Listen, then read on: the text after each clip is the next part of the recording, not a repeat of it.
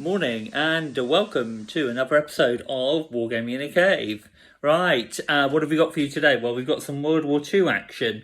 We are using Rapid Fire 2 rules and we're playing in 20mm. The scenario we're doing today is D-Day +1, the Canadian push on Capriquet airfield, where the Canadian 9th Infantry Brigade resumed their push inland to try and seize the Capriquet airfield, and then which was obviously of strategic importance in their way. 12th SS. The players should be here shortly, and I thought I'd give you a quick run through as to what the table looks like. Here we go. So here we have the church masquerading as Abbey Ardennes. I know Colin Rumford does do Abbey Ardennes, and I should have bought one when I had the opportunity to, but never mind. Here we go as we work our way through the French countryside. So this is Francoville and Cussy over there. We work our way down the road to Uffy and Buron, and the lead units of the British, as you can see, are just ready to deploy. And we'll just take you round, although the Germans obviously haven't yet deployed yet, to show them to you. This is the 3rd battle group of the 12th SS.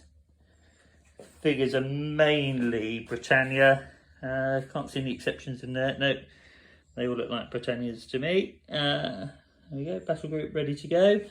And the other battle group, now that Panther is actually masquerading as a Mark IV. I'll give the German players that bad news when they arrive. And the Germans ready to go. Okay, reports to follow. And we'll just do a sweep of the table.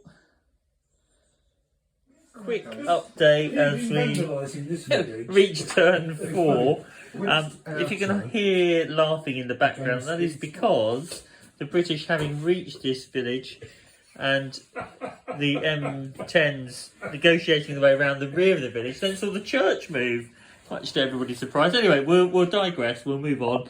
As you can see, the British have reached, what's that village called, Dave? Where are you? OT.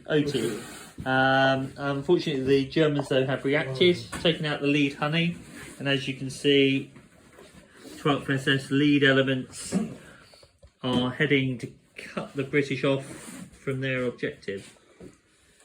Update and movement of terrain to follow. We're at the end of turn 6, and the Allied advance has been held. Well, sometimes 12th SS are counter-attacking.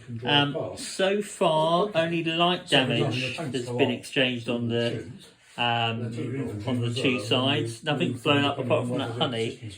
Now, Martin has used his transport aggressively, moved his lorries down and debussed his infantry quite close to the village. The Canadians taking up position, trying to see them off, still quite some way from their objective, which is looking further away than previously. And the Mark IVs here nearing in on the village of Uffy. Yes.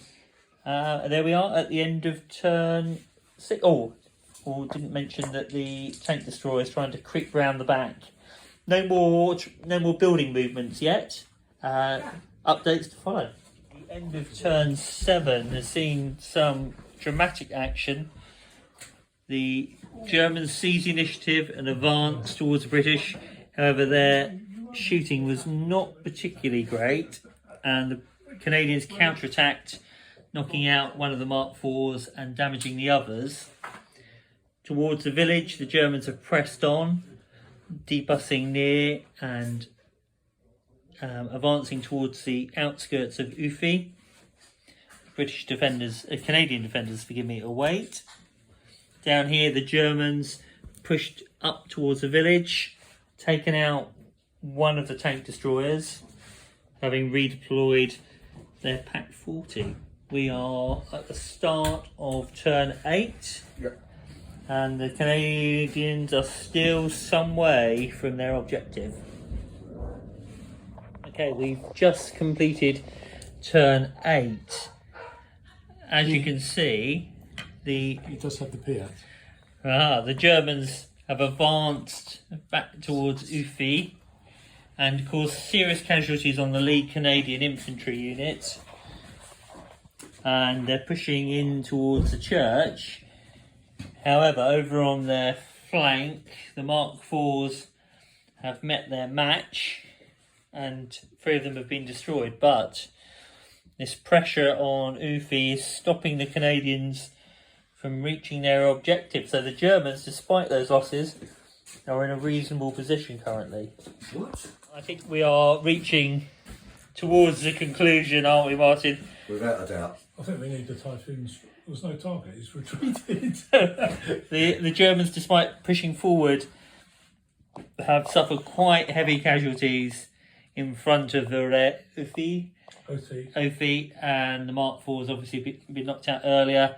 Sherman's now advancing, and although the Canadian infantry have suffered quite heavily, and the Germans are coming on, I don't know, over to the German commander. Alice is kaput. There we have another episode, quick interview with the Canadian commanding officer. The advance guard. Advance guard. Well, we're feeling a bit tired. There aren't many of them left. But a good game. Views on rapid fire? Excellent. Yeah? Really well. Yeah, it's Yeah. much quicker, isn't it? Yeah, a good set of rules. Very quick. There we are, another session from Wargaming in a Cave.